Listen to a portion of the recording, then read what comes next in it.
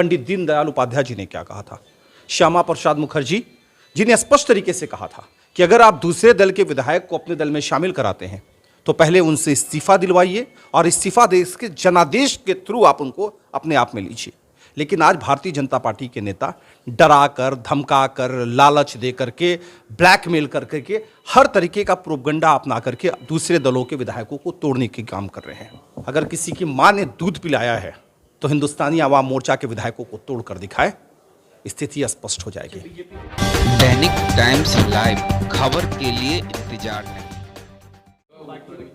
5 विधायक बीजेपी में शामिल हुए मणिपुर में, क्या कहेंगे? बीजेपी आक्रामक है। देखिए, ये पार्टी में टूट नहीं है और अगर भारतीय जनता पार्टी के नेता लगातार आक्रामक हो रहे हैं तो हमें लगता है कि वो मुखर्जी जी की बातों को भूल रहे हैं कि श्यामा प्रसाद मुखर्जी जी ने दल बदल के मामले पे क्या कहा था, पंडित दीनदयाल उपाध्याय जी ने क्या कहा था। श्यामा प्रसाद मुखर्जी जी ने स्पष्ट तरीके से कहा था कि अगर आप दूसरे दल के विधायक को अपने दल में शामिल कराते हैं तो पहले उनसे इस्तीफा दिलवाइए और इस्तीफा देश के जनादेश के थ्रू आप उनको अपने आप में लीजिए। लेकिन आज भारतीय जनता पार्टी के नेता डरा कर, धमका कर, लालच दे करके, ब्लैकमेल करके हर तरीके का प्रोपगंडा अपना करके दूसरे दलों के विधायकों को तोड़ने के काम कर रहे हैं। अच्छा, हम पार्टी में टूट सकते हैं क्या बीजेपी?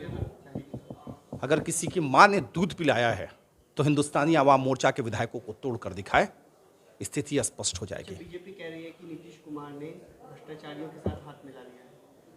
और अगर नीतीश जी 15 दिन पहले जब बीजेपी के साथ थे तब बीजेपी भ्रष्टाचारी थी क्या? अजीब चीज़ें हैं। ये कौन सा वॉशिंग मशीन है भारतीय जनता पार्टी के साथ कि ऊपर से भ्रष्टाचारी डालो और बीजेपी से जहां घुस के बाहर निकला तो वो ईमानदार हो जाता है। कम से कम भारतीय जनता पार्टी के नेताओं को बोलने से पहले सोचना चाहिए। यही भारतीय जनता पार्टी के राष्ट्रीय अध्यक्ष रहे हैं अमित शाह जी, जो देश के गृह मंत्री हैं। हमेशा हेमंत जी को कहा करते थे कि भ्रष्टाचारी हैं, लेकिन अब तो मुख्यमंत्री बना के रखा हुआ है।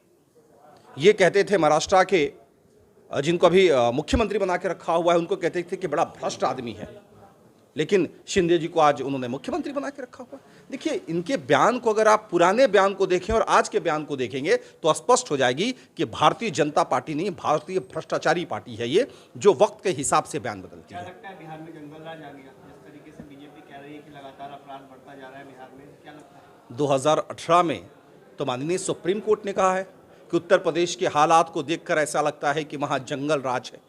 बिहार के बारे में तो किसी कोर्ट ने टिप्पणी नहीं करी है। और अगर एनसीआरबी का डाटा उठाकर देखा जाए तो देश में सबसे ज़्यादा अपराध उत्तर प्रदेश में है। तो ये अगर भारतीय जनता पार्टी के नेता कहते हैं तो वही हुआ कि आसमान में वह लोग थूक रहे हैं जो थूक उनके मुंह पर खुद गिर रही है। अगर सही मायने में उनको लगता है कि जंगल राज है तो उत्तर प्रदेश को मुझे बोलना चाहिए मेरे ख्याल से।